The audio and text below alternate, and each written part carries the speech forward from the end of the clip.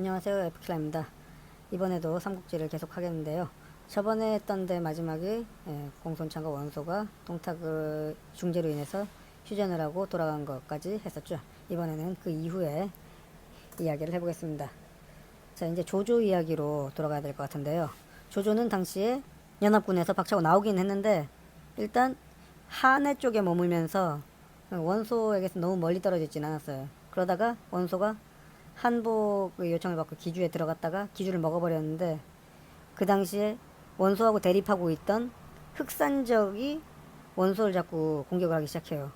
그리고 그 근방의 동군을 같이 공격을 했는데 거기 태수가 패하자 원소가 조조를 보냅니다. 아, 네가 동군 태수하고 거기는 흑산적을 좀 공격을 해라. 그러니까 이때만 하더라도 조조는 원소 수하에 있는 거나 마찬가지였어요. 자기 세력이 딱히 없으니까 원소한테 객장 신세로 머물러 있으면서 원소의 지위를 받게 됩니다. 그래서 조조는 흑산적을 치기 시작합니다. 여기서 흑산적은 도대체 뭐냐 이렇게 하실 수 있는데, 흑산적이란 것도 결국은 그 예전 황건적이 멸망한 다음에 거기 기반으로 해서 일어난 또 다른 그냥 산적대라고 하기에는 굉장히 크고, 그렇다고 해서 군벌이라고 하기에는 중심 세력이 딱히 그렇게 강하지 않은 그런 조직이었어요. 결국 뭐 황건적의 확장판이라고 보시면 될 것 같은데, 뭐 어쨌든 조조는 동군을 기반으로 해서 주변의 흑산적과 황건적을 모두 격파를 합니다. 그리고 그 근처에 있던 연주가 있는데, 연주는 이제 기주나 뭐 유주 이런 주 그런 데하고 마찬가지 동등한 주였는데, 뭐 그러니까 규모가 크겠죠. 그런데 연주가 그 황건적 잔당을 공격을 엄청나게 심하게 받습니다. 뭐 썰에 따르면은 100만에 이르는 무리였다고 하는데 그게 다 병력은 아니었겠죠. 뭐 그 딸려다니는 뭐 여자와 어린아이들까지 노인들까지 다 포함해서 100만이었을 건데, 그러니까 하나하나의 뭐 가정이 여러 개 모이고 뭐 이런 식으로 해서 100만이 되지 않았을까 그렇게 추정을 하는데, 그거를 이제 이 황건적 놈들 내가 퇴치하겠다고 연주자사 유대가 나서는데 져서 전살해 버립니다. 그래서 조조가 이제 유대의 부하들을 설득해가지고 아이고 일단 내가 나서서 황건적하고 싸우겠다. 그러니까 이제 주변에 이제 포신이라는 사람이 제국의 상으로 있었는데 조조를 지지해서 아유 우리 조조님이 잘해줄 거다 이렇게 또 뒤에 서포트를 해주니까 연주 사람들이 뭐 괜찮겠네 하면서 조조를 일단 지원을 해줍니다. 그래서 조조는 연주를 구원을 하고 유대의 잔존 세력들을 흡수합니다. 그렇게 해서 황건적 잔당을 또 격파를 해요. 그러면서 조조는 이제 황건적을 격파하면서 항복을 많이 했을 거 아니에요. 100만이나 되니까 거기서 뭐 2, 30만 명 정도는 그 뭐 건장한 남자들이었을 것이고, 그들을 흡수해서 청주병이라고 부릅니다. 요즘은 청주병 하면은 삼국지에 대한 그런 뭐 게임이나 아니면 만화 이런 데에서 묘사하는 거는 엄청난 전투력을 지닌 특수부대 같은 걸로 사람들이 인식하기가 쉬운데, 사실 뭐 그렇게 초월적인 부대가 그 당시에 뭐 딱히 있었던 건 아니에요. 뭐 더 강한 정예부대 같은 건 있을 수 있었을지언정 걔네들은 이제 조조가 흡수를 하면서 걔네들 가정에 뭐 땅, 경작할 땅 이런 걸 주고 관리를 하기 시작하는데, 청주병은 가족들은 따로 관리를 받으면서 이제 병사가 죽으면 그 자식이 또 장성하면 다시 청주병으로 징집해 놓고 하면서 그 땅을 빌미로 해서 부대를 유지하는 뭐 특수한 부대긴 했습니다. 뭐 전투력이 특수했는지는 알 수가 없는데, 어쨌든 조조가 죽으면서 이게 청주병이 더 유지되지 않은 걸로 알고 있는데, 어쨌든 굉장히 오랫동안 청주병을 유지가 되었어요. 그렇게 조조는 청주병을 기반으로 해서 완전히 황건의 잔당을 연주해서 토벌하거나 흡수하거나 해서 제거를 해버립니다. 조조가 연주를 접수할 무렵에 이제 원소와 공손찬이 대립을 하고 개교 전투가 벌어지는데, 당시에 원소는 조조와 함께했고 공손찬은 뭐 유비도 휘하에 있었지만은 서주의 도겸과도 우호 관계에 있었습니다. 원소는 이제 자신은 공손찬과 맞서야 되니까 조조한테는 이제 서주 쪽도 좀 막아달라, 그리고 남쪽의 원술이 이제 또 북상하는 것도 막아달라 이렇게 조조한테 좀 요청을 했고 요구를 했고, 조조는 이제 그것을 막아내기 위해서 또 열심히 합니다. 그런데 공손찬에 비해서 뭐 도겸이나 원술이 그렇게까지 위협적이진 않았기 때문에 조조가 원소만큼 크진 않았지만 뭐 어떻게 다 잘 처리를 합니다. 그 와중에 이제 원솔이 영 안 풀리니까 좀 대규모로 조조를 공격하려고 이제 연주에 대규모의 부대를 파병을 하는데 뭐 썩 좋지 않았어요. 조조가 순식간에 격파를 했기 때문에. 그리고 그 와중에 수도인 장안에서 큰 사건이 벌어지게 됩니다. 동탁 얘기로 넘어갈 수밖에 없겠는데요. 자, 동탁은 이 당시에 장안에서 정말 위협될 수 있는 적이 하나도 없는 상황이 되어 있었어요. 위협을 할 만한 적이 있긴 있었어요. 서량의 마등이 한번 공격을 했었는데 그때 한번 좀 위협을 받았지만 그것도 격퇴를 했습니다. 겨우겨우 살아갔습니다. 그 마등이 죽을 뻔했어요. 그때 마등과 한수 등의 여러 이제 군벌들이 연합을 해서 이제 세력을 이루고 있었는데 마등도 죽을 뻔하고 한수도 그때 죽을 뻔합니다. 그런데 결국 동탁은 다 이겨냈고 그 이후에 위협을 할 적대 세력이 근처에 없게 됐어요. 낙양 동쪽이야 뭐 낙양은 다 탔고 그 동쪽에서야 뭐 자기들끼리 지지고 볶고하면서 살겠지. 근데 동탁은 거기에서 구경만 해도 되는 시점이 왔습니다. 그런데 사람이 이제 권력 싸움을 하고 주변에 위협이 있고 하면은 긴장을 하게 되는데 이제 긴장할 필요가 없어졌어. 그러니까 대놓고 이제 동탁은 막 나가기 시작합니다. 권력을 막 휘두르기 시작합니다. 황제를 모시는 궁인들도 궁녀들도 손을 대고 그리고 황제한테 가야 될 보물들에도 손을 대고 뭐 신하들한테는 마구 구타와 가혹행위를 하고 뭐 하여간 못되게 굴어요. 그 여포하고도 좀 멀어집니다. 왜냐하면 지가 1인자고 여포는 이제 뭐 양아들이다 하면서 데려왔지만은 여포한테 나중에 자기가 죽은 다음에 천하를 물려줄 생각이 있었느냐 하면은 그런 플랜은 조금도 없었습니다. 동탁한테 자식이 따로 뭐 친자식이 있었는지 여부는 확실하지 않지만 그게 문제가 아니에요. 일단 여포를 자기 후계자로 생각은 안 하고 있었던 겁니다. 그냥 좋은 장수고 좋은 보디가드고 뭐 그런 걸로. 하여간 그런 상황에서 여포는 이제 자기가 그렇게 막 대우받는다는 느낌이 좀 들드니까 좀 기분이 좀 싱숭생숭했어요. 그러다 왕윤이라는 사람이 여포를 데리고 갑니다. 왕윤은 저번에 조조 때 이제 칠성검을 준 사람이었는데, 예, 사도 자리에 있는, 그냥 높은 사람이었다고 보시면 됩니다. 높은 사람이었는데, 이제 문 쪽이 무가 아니고 문 쪽으로 있는 사람이었는데, 이제 동탁이나 여포 같은 사람들은 무인 출신이다 보니까 이런 문과 출신에 좀 약했어요. 아, 똑똑한 양반이니까 뭐 죽이지 말아야지, 막 이런 식으로. 그런데 왕윤이 여포한테 술을 먹이다가 자기 딸을 소개시켜주겠다고 하면서 예쁜 여자 한 명을 소개시켜줍니다.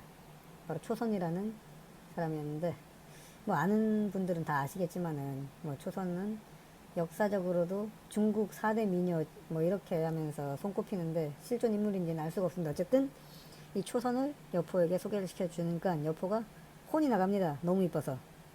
그래서 왕윤이 아이고 여포장은 이렇게 좋아하실 줄은 몰랐는데 그럼 아예 그냥 혼인을 하실라고? 막 이렇게 되는 거예요. 여포는 막 입이 벌어진 상태로 말도 제대로 못하고 하면서 고개만 끄덕이니까 왕윤이 아유 젊은 양반 참 좋텐다 하면서 이제 여포한테 먼저 돌아가라고 했어요. 아유 결혼하는 것도 절차가 있으니까 그에 맞춰서 합시다. 여포는 마음이 급했지만은 알겠습니다 하고 돌아갔어요. 그리고 왕윤은 그 길로 동탁을 또 부릅니다. 동탁은 왕윤이 자기 안 좋아하는 거라고 생각을 하고 있었는데 실제로 안 좋아하긴 했죠. 싫어했죠. 그런데 자기 부르니까 아유 뭐 웬일이지 하면서 왔어요. 왕윤이 또 동탁한테 기가 막히게 맛있는 뭐 음식들과 술을 냅니다. 동탁은 아유 뭐 무슨 일 있어? 막 그러는데 왕윤은 아유 제가 잘 모시지도 못했는데 지금까지 죄송합니다. 지금까지 제가 잘 못 모셨으니 이번에 잘 모시고 또 소개시켜줄 사람도 있고 해서 모셨습니다. 그러니까 동탁이 그냥 술하고 고기하고 막 먹다가 누굴 소개시켜주려고 하니까 왕윤이 또 초선을 또 때리고 와요. 동탁도 예쁜 여자 좋아하니까 휙 넘어갑니다. 아이고 이런 미녀가 있었네. 그러니까 왕윤이 아유 우리 딸인데 어떻게 좀 상국께서 데려가실랍니까? 막 이렇게 한 거예요. 동탁은 아 이게 웬 떡이냐 하면서도 좀 이상해. 왜 자기 딸내미를 나한테 싫어하는 나한테 왜 바치려는 거지? 하고 생각을 하는데 워낙에 예쁜 여자가 이제 앞에 있으니까 사람이 자기 유리한 대로 생각하기 시작한 거예요. 아, 왕윤도 드디어 나한테 잘 보이고 싶어하는 그 줄에 섰구나. 날 싫어할 수가 없지 이제.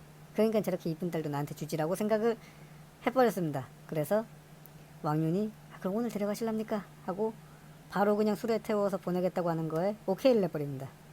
자, 초선은 2명이 아니고 1명인데 동탁의 수레를 타고 가버렸어요. 그리고 여포가 그걸 알았습니다. 그 여포가 당장 왕윤에게 찾아와서 아니 삼국계 드리려면은 바치려고 하면은 그냥 바치면 되지 왜 나한테는 왜 응? 결혼을 하겠냐고 왜 물어보고 지금 날 갖고 노는 거냐 죽여버린다 이런 분위기가 되니까 왕윤이 아이 무슨 소리를 하십니까 제가 응? 장군한테 초선 보내드리려고 준비를 하고 있는데 또 어떻게 또 소문 듣고 오셨는지 삼국에서 아이고 우리 아들 결혼을 한다는데 며느리 될 사람은 봐야지 하면서 오셨다.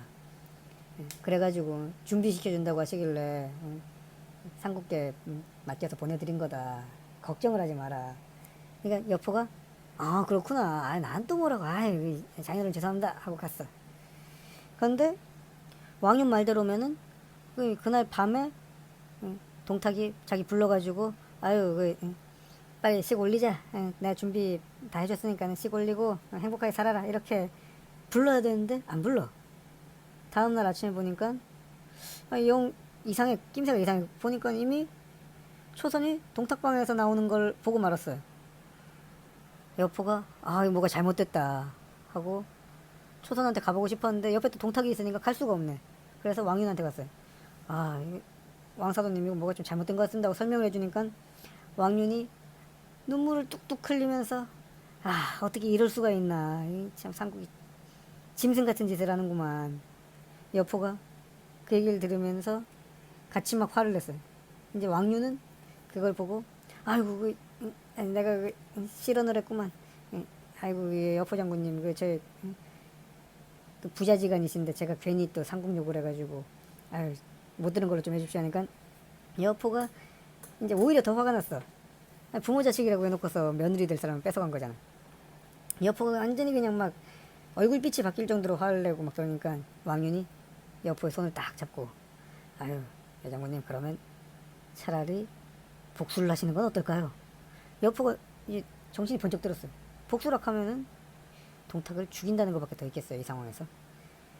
여포가 그래서 좀 정신이 돌아왔어요. 여포가 이제 삼국지 보다 보면은 결코 이거 뭐 자기 욕심이나 아니면 자기 감정에 의해 가지고 막 모든 걸 해소한 사람 아니었어요. 막 뭐 분노 조절 장애 같은 걸로 앞뒤 생각 안 하고 막 저질러 버리는 사람들이 가끔씩 있는데 여포는 그런 건 아니었어요. 오히려 분노 조절을 굉장히 잘했어. 그래서 자기한테 이득될 만한 일에는 하고 자기한테 이득되지 않을 만한 일이 생기면은 절대로 하지 않는 아주 계산을 잘하는 사람이었어요. 보면은 배신도 잘했지만은 자기 보신하는 것도 굉장히 잘했어요. 그렇게 막 여포가 정신을 딱 차렸어요. 아, 동탁을 죽인다고? 내가 죽이면은 잘 되는 건가? 막 이런 생각부터 먼저 겁이 딱 드는 거예요. 그래가지고 왕윤을 살포시 쳐다보는데 왕윤이 아유 뭐 장군이 나서면은 동탁 잡는 거는 사실 일도 아니지. 동탁이 장군 제일 무서워해가지고 끌어들인 거고 장군이 뭐 한다고 하면은 막을 수 있는 사람은 아무도 없을 거다. 동탁 본인도 막을 수가 없다. 하니까 여포는 좀 자신감이 생겼어요. 근데 욕먹을 것도 좀 무서운 거야. 아 그러면은 세상 사람들이 자기 아비를 죽인 놈이라고 뭐라고 하지 않을까요? 막 이런 걱정까지 할 여유가 생겼어요. 왕윤이 대뜸 그냥 아이고 그 장군은 동시고 장군은 여신데 어떻게 그게 성립이 되냐. 만약에 진짜 아들이면은 이따위로 대우를 할 리가 없지 않냐. 이러니까 여포가 듣고 보니까 일리가 있어. 어떻게 이런 식으로 자기 자식을 대우하는 사람이 어디 있겠어요. 그래서 여포가 알겠습니다. 제가 해보겠습니다. 사람이 가장 공포심을 느낀다는 11m 모형탑이 아니고 동탁의 앞. 제가 한번 목을 베어버리겠습니다. 이렇게 해서 여포가 동탁을 죽여버렸어요. 그리고 왕윤 같은 문과 베테랑이 있으니까 말렙이라고 해야 되겠죠. 왕윤 정도면. 말렙 문과가 딱 나서니까 뒤처리가 싹 되는 거예요. 아이고 황제 폐하를 위해 가지고 이 거사를 일으켰다 해가지고 완전히 그냥 장안의 판도가 바뀌어버려요. 동탁의 부하였던 이각, 곽사, 장제, 번주 이런 친구들은 아이고 좀 살려주십시오 하고 이제 빌지경이 됐는데 왕윤이 아 우리는 널 용서할 수 없다. 너희가 지금 부하가 한 10만 명쯤 되지 다 용서할 수 없으니까 빨리 와가지고 곱게 죽어라. 왕윤은 사실 여포가 있으니까 어떻게든 다 해치울 수 있겠지라고 생각을 했는데 이각 곽사 같은 동탁의 부하 장수들은 생각보다 전투에 관해가지고 센스가 있었어요. 그리고 가후라는 책사가 또 있었습니다. 이각과 곽사 등이 이제 동탁의 잔존 병력들을 데리고 이제 장안을 또 공격해 들어왔어요. 그러니까 여포가 아 뭐 저런 쪼렙들은 제 상대가 아니죠 하면서 갔는데 이각과 곽사가 이제 쫓기면서 서로 이제 나뉩니다. 이각이 절반을 이끌고 곽사가 절반을 이끌어요. 그러니까 여포는 몸이 하나니까 둘 중에 하나로 가야 될 거 아니에요. 그래서 이각을 쫓아갔는데 뒤에서 곽사가 찌르고 아유 이거 안 되겠다 하고 곽사를 찌르니까 다시 이각이 돌아와서 뒤를 찌르고 이게 계속 반복되는데 장제와 본주가 남은 병력들이 이끌고 장안성으로 공격해 들어가니까 여포가 앞불사에 당했다 하면서 장안성으로 돌아가는데 이각과 곽사가 또 합쳐서 또 뒤를 찌르니까 완전히 패배해버립니다. 그 와중에 장안성은 완전히 뭐 구멍 나가지고 이제 동탁의 그 자녀 병력들이 막 다 침략을 해서 활활 타고 왕유는 그 와중에 죽습니다. 여포도 이 상황에서 어떻게 할 수가 없었기 때문에 최소한의 부하들하고 그리고 초선만 데리고 장안을 탈출하게 돼요. 그런 빅뉴스가 조조에게도 들어옵니다.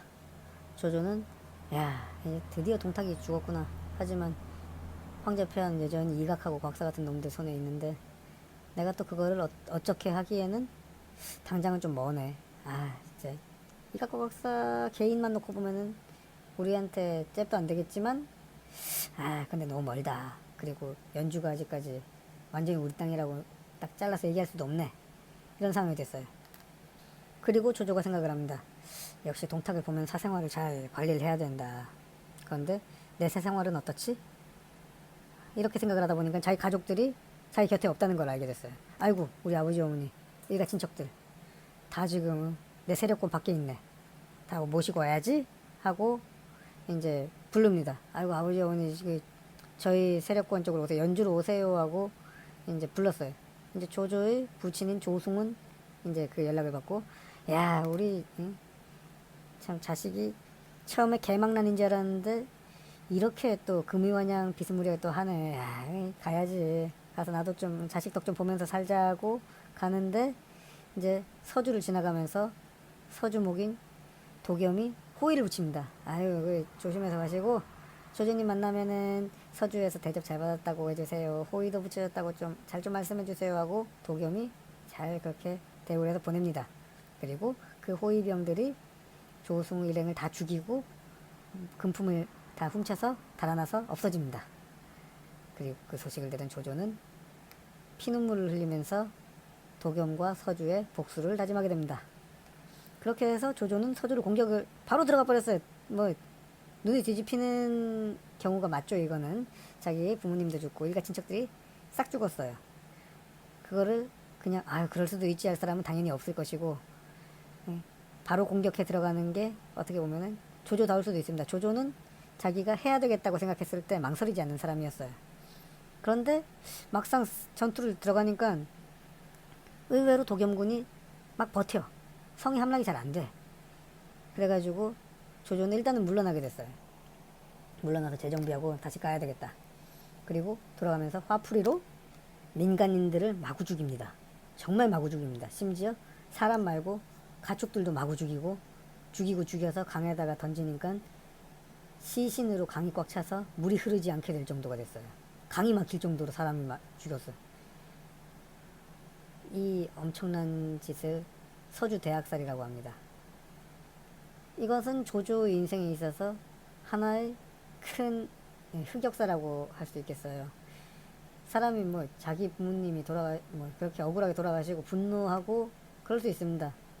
그걸로 전쟁이 일어나는 것도 불가능한 것은 아닙니다만은 그것을 죄 없는 민간인들에게 화를 풀어서 모두 죽여버린다는 것은 정상적인 사고방식으로는 할 수 없을 뿐더러 아무리 흥분 상태라고도 할 수가 없습니다. 그리고 조조는 이미 그때 전쟁이 자기 마음대로 되지 않아서 퇴각하던 중이었어요. 이미 분노가 막 차올라가지고 폭발하던 그 시점은 지나간 다음이었는데 굳이 이렇게 사륙을 저질렀습니다.